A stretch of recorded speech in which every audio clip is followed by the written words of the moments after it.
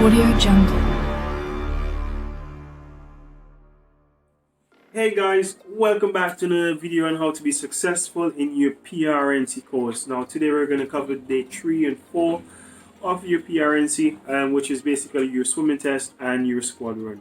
Now before we go any further, I just want to say, whopping 90% of you guys aren't subscribed. So please just hit the subscribe bell right there. Yeah, go on, hit it, yeah. And leave a like if you want, but it massively helps this channel to grow. And thanks to everyone who subscribed so far. Now let's just jump into it. Now day 3 of your PRNC test starts off quite normal. You wake up at 5:45 a.m. You clean your room, the directions from the mess bosom, and you go and you have breakfast. Now again, I'm gonna advise you guys to have a light breakfast. You're gonna be doing your swimming test today, and you don't want to be, lethargic. After your breakfast, you're gonna have the interview with the person who is from your role that you join in. So if you're joining as warfare, you'll be having an interview with a warfare person. If you're joining as a writer, a supply chain, a chef, a CIS, you'll be having an interview with persons like those. Now use this opportunity to ask as many questions as you can. It's a chance to speak to someone that's directly in there and has a wealth of knowledge.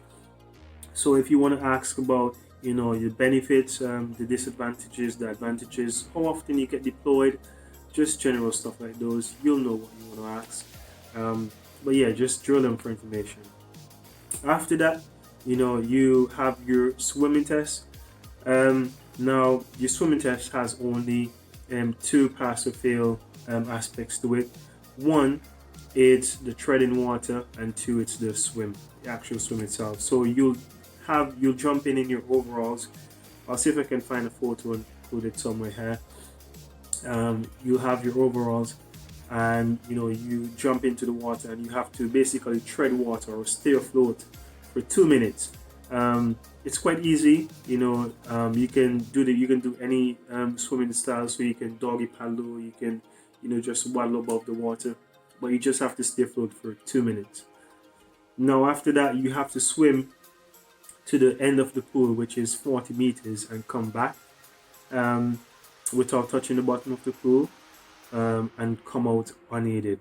Now that is the most important part. You have no help on coming out of the pool, so you have to essentially have a little bit of upper body strength to essentially hold on and pull yourself out the pool.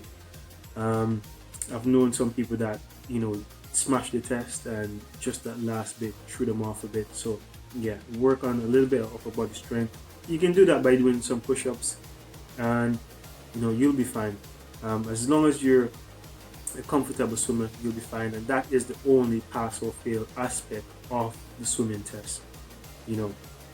After that, you have to do a series of exercises in the water, which include jumping off a 3-meter swimming board, while assuming a position that it basically replicates jumping off of a ship. So you have your hand across your chest, one on your nose, feet facing directly down in the water, and you jump off. Literally safe, nothing can go wrong. But nothing is pass or fail. You have to jump into water, jump out, jump in, jump out, swim to the end of the pool, back again. None of this is timed. And as I say, it's not pass or fail. Just make sure you tread water and swim to the end and back and come out safe, and that's it. You've aced your swimming test.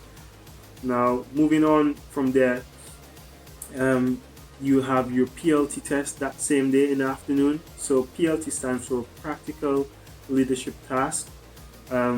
So you have one person, you'll be split into groups of maybe 4, 5, 6, depending on how many of you there are, and you'll tackle tasks. So you may be asked to move one person from one tire to the next without leaving anyone behind, and stuff like those. It's really interesting. It's not pass or fail. It's quite fun. It's an opportunity for them to see how we work under pressure, how good you communicate. So just get involved, have a bit of fun, don't go overboard, and yeah, you should be all right. And that would conclude day 2, well, day 3 of your PRNC course.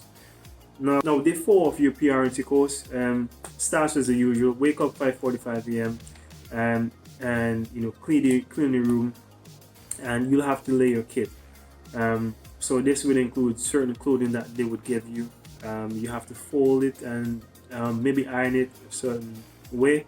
And it's not a pass or fail stuff. It's just to see, you put the effort in and to get that presentation that the officer or the CEO that's coming around would be, pleased.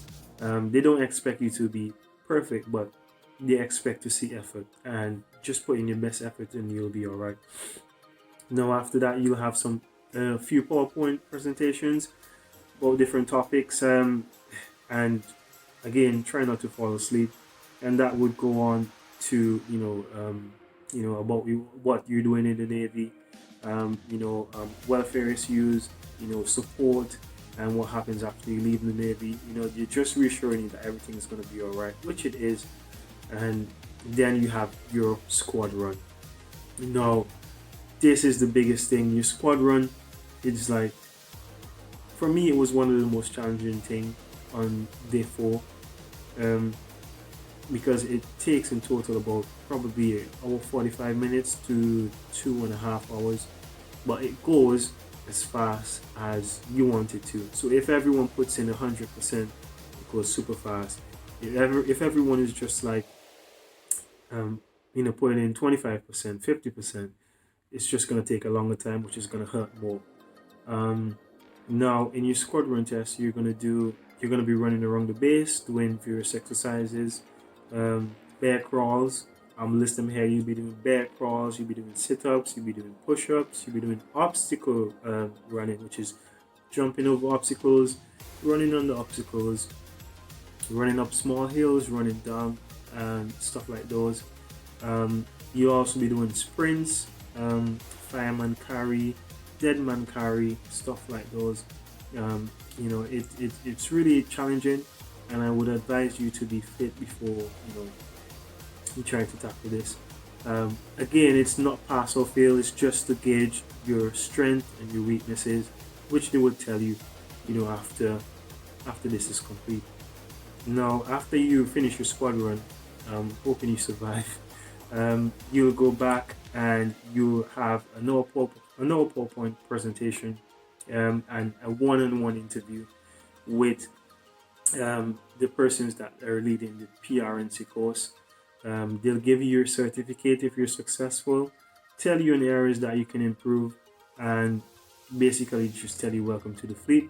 You get your day that you have to join up, and you'll go away feeling much more confident and prepared person.